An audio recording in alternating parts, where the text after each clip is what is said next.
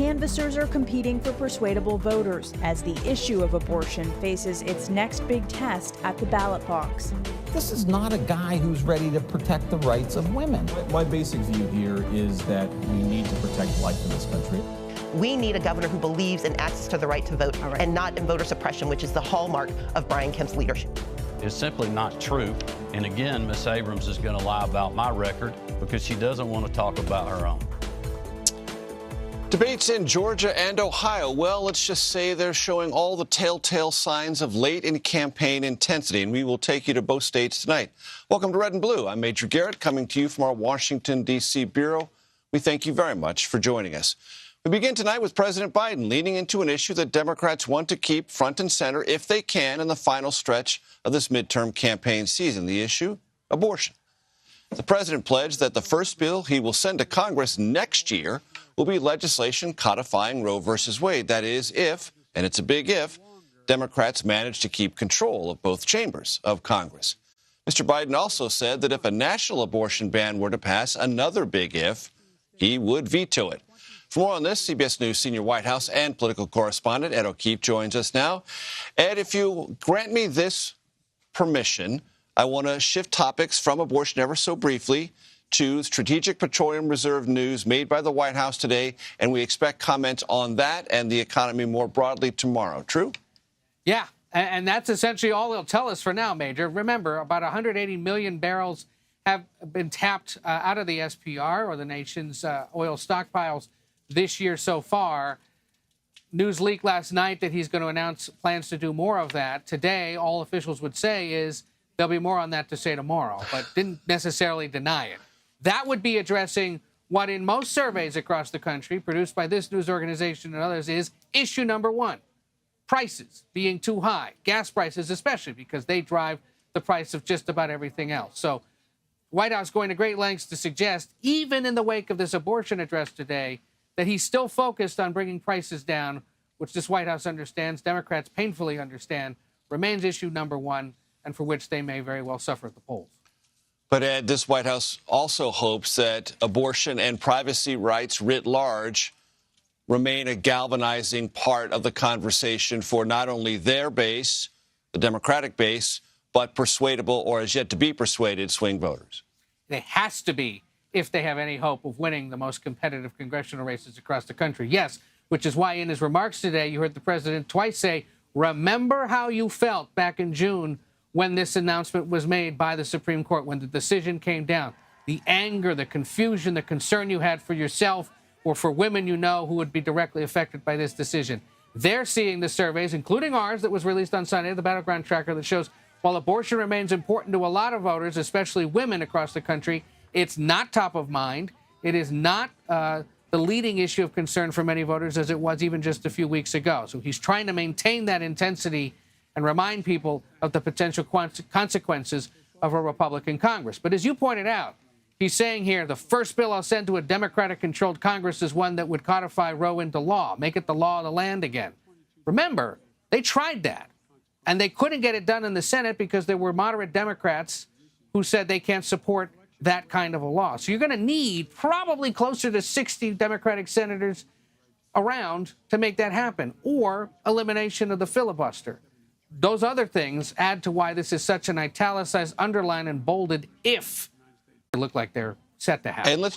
And Ed, with your permission again, let's just tighten the focus again on that filibuster component, because let's say it's a 51-49 Senate and Democrats outperform, meaning they have 51 Senate seats, Republicans have 49. That doesn't necessarily mean they would be in a position to get rid of the filibuster, which is the only way this could happen if you don't have 60 votes. Bingo. Because, for example, you got 51. Let's say those 51 include Joe Manchin and a moderate like Tim Ryan or Angus King, who's in the caucus, even though he's an independent, or some other Democrat who says, I don't want to get rid of the filibuster. Because throughout those conversations the last 2 years, there have been a handful of Democrats who've kept quiet about this. Mark Kelly from Arizona is the other one I'm thinking of now, who have said, who haven't committed to tossing the filibuster for reasons like that. So, again, that's not a guarantee. This is all pie-in-the-sky politics designed to keep those most concerned about this, or those that they think could be most concerned about this, motivated and engaged on this and other issues. And you look at what he's doing this week, promising things regarding abortion rights, tapping the petroleum reserves to demonstrate that he's trying to do whatever he can to get gas prices and other prices to come down, launching that new student loan website that at least 14 million people have signed up for the forgiveness. Again, another big gift to a potential swath of Biden and Democratic supporters. And then talking later this week again about accomplishments in Pennsylvania regarding the economy and infrastructure. All of it designed to do what he can do with 21 days to go to help Democrats across the country, even if he can't campaign alongside them because he's too unpopular to do so. Political gifts or the promises thereof in a campaign season. Imagine that. Ed O'Keefe at the White House. Thanks so much. Take care. Natalie Brand joins us now from Capitol Hill. Natalie is a CBS News reporter covering Washington. So tell us, what did you discover in your travels and conversations in Bucks County, Pennsylvania? Good evening, Major. Well, of course, this is a key swing district within a key battleground state where a lot is at stake because you have not only this open Senate race, but then the open gubernatorial race. So that's why this is one of the places where advocacy groups and activists on both sides of the issue are really laser focused on this state. We followed along as some Planned Parenthood votes canvassers hit the doors one Saturday afternoon. The political arm of Planned Parenthood is actually canvassing 7 days a week now in Pennsylvania, trying to reach persuadable voters and swing voters. And of course, this is not the only state they are targeting. If we can look at a map of the other battleground states where you have, again, this dynamic of big federal races and big state legislative races or governor's races, that map includes Georgia, North Carolina. If you head to the west, Arizona, Nevada. They're also focused on New Hampshire. The group says they're making a record investment of $50 million this election cycle. So you may be wondering, well, what is the other side doing? Well, they declined an interview, but the Political Action Committee, Susan B. Anthony, Pro-Life America, says it's focused on a similar map, but they add Florida to their list. They are also investing a lot of money this election cycle, saying that their budget for 2021, 2022 is around $78 million. Now, again, they declined an interview, but also said they are canvassing. We did talk to the state director in Pennsylvania for Planned Parenthood votes, and she said, given the Supreme Court decision in June, for her, the stakes have never felt higher. We've seen just like renewed energy from folks and voters across the political spectrum and across the Commonwealth. So it's new this year because we're, after COVID, being able to be out in the doors, talking to folks, we know that that's one of the most effective ways of like talking to voters, reaching voters. I think we're blinding ourselves by that issue because the left would like us to believe that's that issue. But if you look at it logically, it's not the issue. Now, that right there was Joseph Downey of the Bucks County Pro-Life Coalition, who says while he will be voting for all candidates who are against abortion, he believes that there are a lot of other issues on voters' minds right now, Major. Natalie, speaking of voters, what did you hear from them when you got a chance to talk? Well, that's what we did hear, something similar, and similar to something that we saw in our own CBS News polling, that the economy and inflation are really top of mind for a lot of these swing voters in a place like Bucks County, Pennsylvania. They were also citing crime as a top issue for them. So let's take a listen to what a few had to say. I would pray that no one I know is required or is forced to get an abortion, but at the same time, the economy is number one. Energy prices would be number two, and crime would be number three. I have mixed feelings because I feel that in certain circumstances, I feel that abortion should be granted. For example, if they were raped or incidents occur. So talking to folks on the ground, we found that there are some voters who are still highly energized by this issue and said that they will vote for abortion rights up and down the ballot. But then when you talk to some of these swing voters, they're kind of torn over a number of different issues. And we also heard from that last voter that we heard from, that I talked to, who said she's kind of wrestling with how the state or how this issue should be handled overall. She doesn't want an outright abortion ban. She wants exceptions, but she also wants some restrictions or some protections in place, particularly against late-term abortion. Major. Fresh off traveling to Pennsylvania, talking to voters and advocates, Natalie Brand. Thank you so much. High-profile statewide debates continue. What happened between J.D. Vance and Tim Ryan last night in Ohio? You are streaming Red and Blue, reporting across the political divide.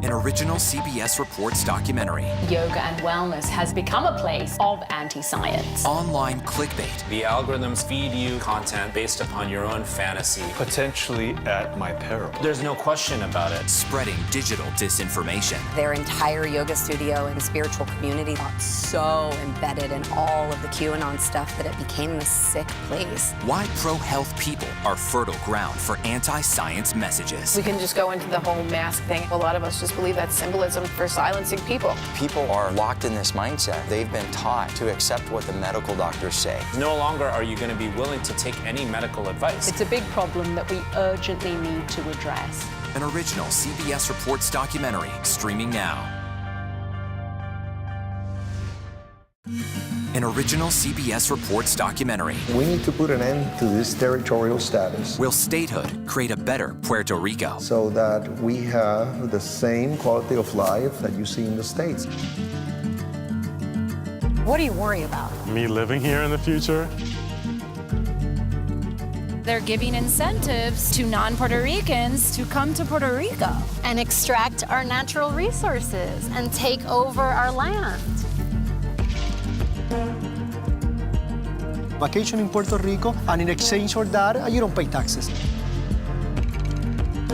Why would I allow somebody who abused me for 123 years to then consume me?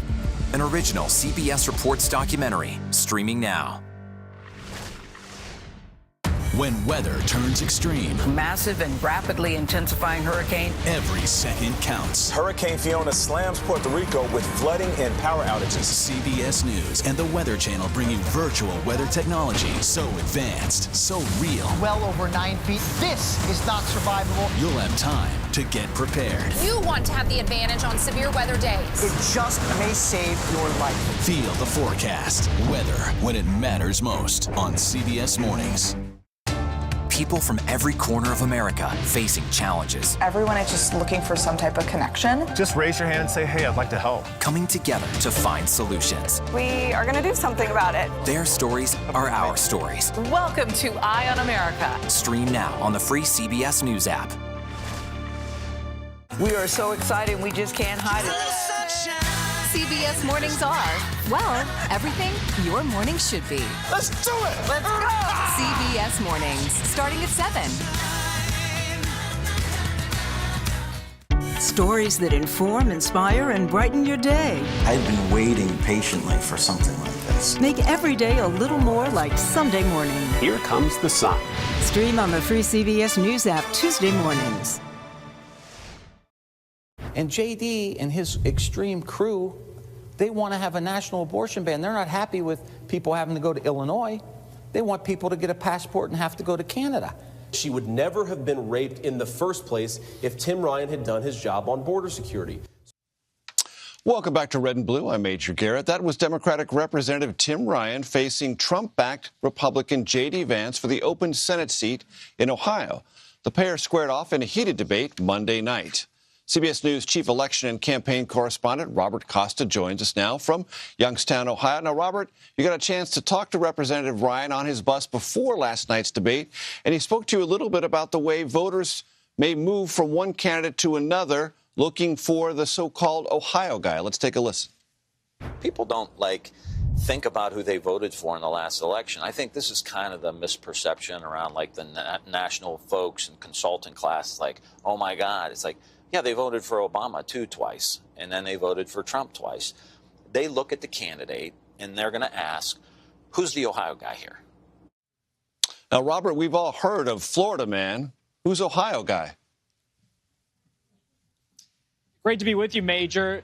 What Congressman Ryan was talking about there was the Trump voter in Ohio. In the last 2 cycles, presidential campaigns, Trump has won here in Ohio, won by 8 percentage points in 2020. But Ryan believes that voter who may have drifted toward Trump, the union voter here in Youngstown or in other industrial portions of the state, is malleable politically and could drift back towards the Democrats if the pitch is right on the economy and on some other issues that might be important to them. Maybe they are economic populists, but they support abortion rights. And Ryan is trying to hit that sweet spot politically to win in a state that has become, in some respects, a red state in recent years. Looking for a so-called Trump Democrat. Immigration was clearly a flashpoint, Robert, in last night's debate. I want to have our audience listen, rather, to this exchange between J.D. Vance and Tim Ryan on that topic. People who he answers to in Washington, D.C., they're very explicit about that.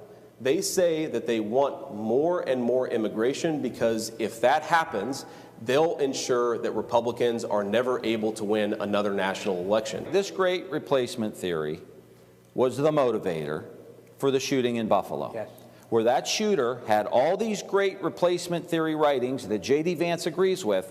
Some sicko got this information that he's peddling with, again, those extremists that he runs around with, Marjorie Taylor Greene, Ted Cruz, all these guys, they just want to stoke this racial violence. We're tired of it, J.D.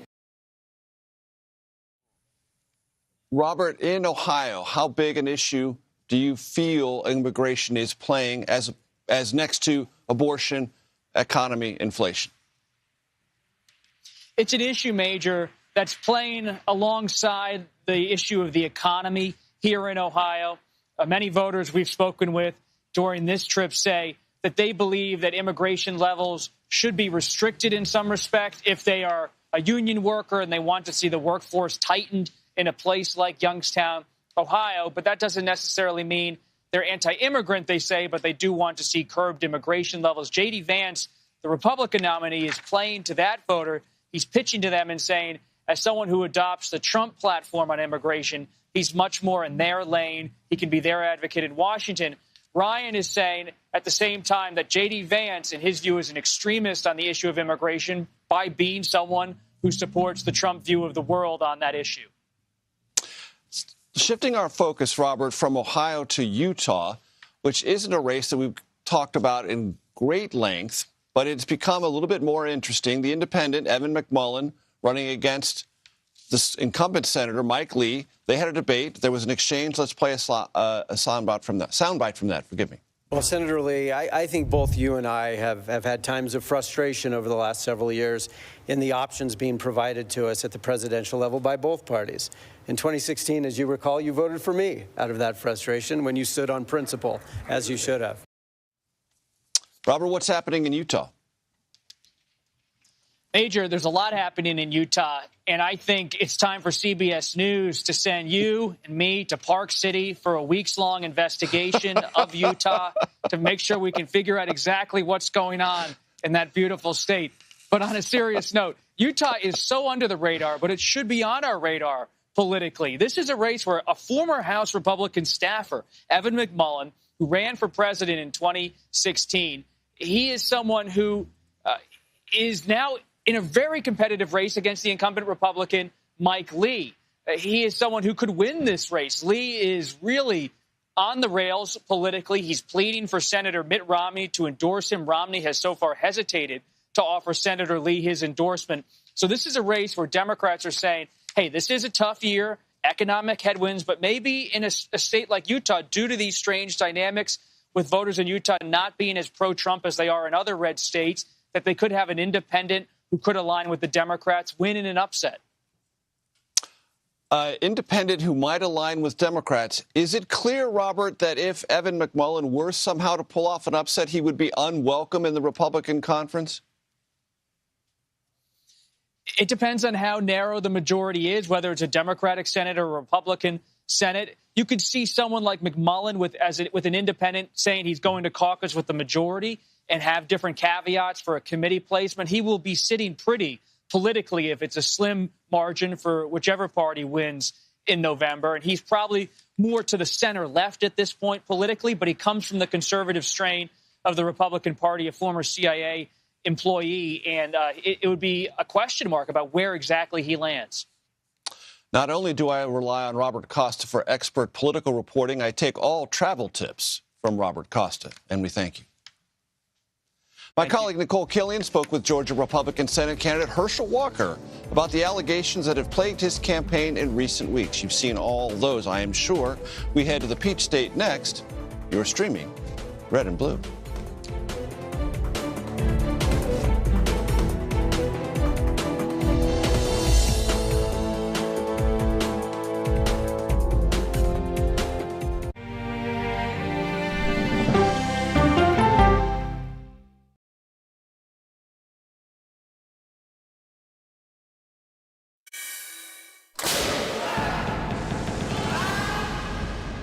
About it. Everybody wakes up in the morning and they are pelted with alerts that frighten them, news that agitates them. With this show, we have the time to explain what's going on. These migrants, they've been released. Explain the status that allows them to be released, to slow things down a little bit. What are the big sets of questions for China and its ambitions? Hackers are stepping up their attacks to extort victims. Let's start with easy. Who's attacking? Here's a deeper understanding of what's happening. I'm thinking about it. Prime Time with John Dickerson. Stream on the free CBS News app. An original documentary from CBS reports tensions rising between a powerful country and a vital island. The supply of this technology came grinding to a halt. The world would grind to a halt. Absolutely. As Taiwan faces threats and aggression, Taiwan is on the front line, and we understand our responsibility as a democracy. We cannot fall. CBS News examines whether they can defend themselves. Putin, Ukraine, China, Taiwan, there are manifestations of the battle between autocracy and democracy. And that is a fight that we're all engaged in. Defending Taiwan, now streaming on the free CBS News app. When weather turns extreme, Massive and rapidly intensifying hurricane. every second counts. Hurricane Fiona slams Puerto Rico with flooding and power outages. CBS News and the Weather Channel bring you virtual weather technology so advanced, so real. Well over 9 feet. This is not survivable. You'll have time to get prepared. You want to have the advantage on severe weather days. It just may save your life. Feel the forecast. Weather when it matters most on CBS Mornings. People from every corner of America facing challenges. Everyone is just looking for some type of connection. Just raise your hand and say, hey, I'd like to help. Coming together to find solutions. We are going to do something about it. Their stories are our stories. Welcome to Eye on America. Stream now on the free CBS News app. When it comes to the money you spend every day, we have you covered every morning. Making money makes sense. Weekdays on CBS Mornings. After decades in the public eye and public service, this mother-daughter duo is now talking about gutsy women. What's the gutsiest thing you've ever done? We go person to person with Secretary Hillary Rodham Clinton and Chelsea Clinton. Now streaming on the free CBS News app. Stories that inform, inspire, and brighten your day. I've been waiting patiently for something like this. Make every day a little more like Sunday morning. Here comes the sun. Stream on the free CBS News app Tuesday mornings. Welcome back to Red and Blue. I'm Major Garrett. As we continue to keep an eye on races in battleground states, tight contests in the Peach State, well, they continue to make headlines and therefore attract our attention. One of those races, of course, is for Georgia Senate seat. Incumbent Raphael Warnock, the Democrat, has a slim 3-point lead over Republican nominee Herschel Walker. That is according to the most recent polling average, and I stress polling average, calculated by Real Clear Politics. CBS News congressional correspondent Nicole Killian joins us now from Atlanta. Nicole, how does that Senate race look to you? And I understand you had a chance to talk to Herschel Walker today. Yeah, well, as you know, Major, this race remains very competitive and will likely do so up through Election Day. Of course, early voting has already started in the state where we have seen record turnout. Herschel Walker did hold a press conference earlier today where he railed against his opponent, Democratic Senator Raphael Warnock, and the church that Reverend Warnock is affiliated with because he contends that Warnock's church owns a building that is not necessarily treating its residents properly, that some residents are being evicted. And so he held a press conference to talk more about that. Warnock has contested those allegations, saying that they are false and that Walker is just trying to sully the name of his church. But in the course of all of that, Major, we did have a chance to ask Herschel Walker more specifically about some of the allegations he has faced recently regarding this woman that he allegedly paid for an abortion for over a decade ago. And I asked him about that, why he is being more forthcoming about that episode, and what voters should take away from that. Take a listen. When this Daily Beast story came out about a week or so ago, you said you did not know who that woman was. Now you acknowledge that is the mother of your child, that you did write that check. Why are you just now saying this, and what do you say to voters who question your truthfulness? What I say is I found out what it was when I told everyone I found out was the time I found out. And I've answered that question time and time again. And my campaign now has been about going forward because I've been honest. And let's be who's not been honest. The person not been honest is Senator Warnock. And so, as you heard there, Herschel Walker really trying to turn the page on this whole episode with respect to that Daily Beast story, but with respect to a lot of the allegations that he has faced and questions that he has faced about his past. In terms of Senator Warnock, he continues to paint his opponent as someone who is not trustworthy and who hasn't been forthcoming with voters. So this will, I think, continue to be a line of attack from both sides. And quite frankly, that is a concern in terms of talking to voters about both candidates. They really just want these candidates to be truthful with them, to be honest with them. But many of them have started making up their minds. And like I said, early voting here in the state will continue over the course of the next 3 weeks. And Nicole, I'm glad you mentioned early turnout is setting records. It's important to note that Georgians are already voting. That was an issue, that is to say, voting and access in the gubernatorial debate that went on between Stacey Abrams, the Democratic nominee, and incumbent Republican Brian Kemp. Give us your thoughts not only on that race, but the aftermath of that debate. Yeah, well, look, in terms of this race for governor, it's also being closely watched. In terms of the polling, there are some polls that show this gubernatorial race extremely tight between Governor Brian Kemp and Stacey Abrams, but other polls that show a much wider spread. And so that's why last night's debate was really critical for both candidates. In the case of Stacey Abrams, it really was about trying to close the gap with the governor. Of course, the governor stands somewhat of an advantage being an incumbent, and that is certainly something that he played to in last night's debate, really trying to talk up the economy and what he feels his administration has done for the state of Georgia.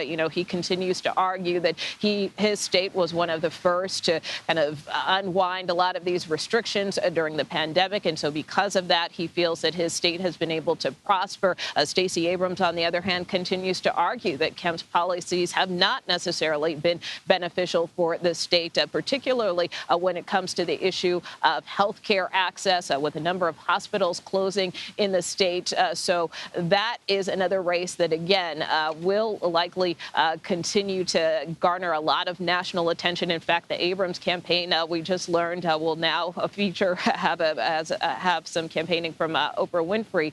She will be joining Stacey Abrams virtually on the campaign trail later this week. So as you know, Major, when we get into these final weeks, that's when everybody starts to bring out the big names, including former President Obama, who also will be down here, not only campaigning for Stacey Abrams, but also Senator Warnock as well.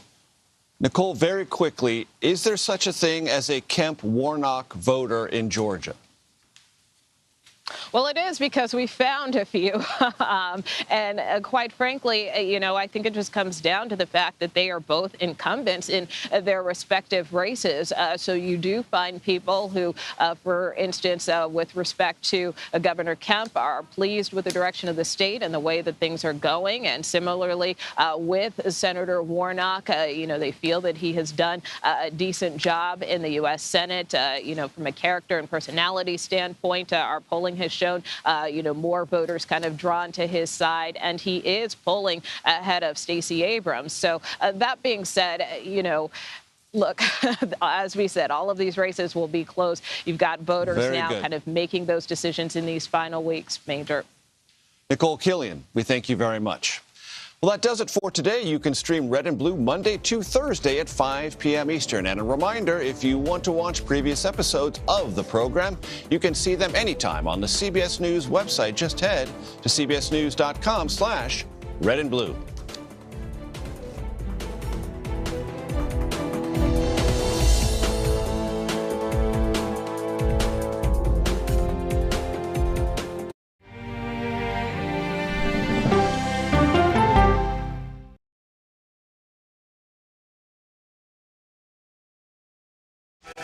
An original CBS Reports documentary. When folks on the right talk about socialism, it's a boogeyman. Socialist?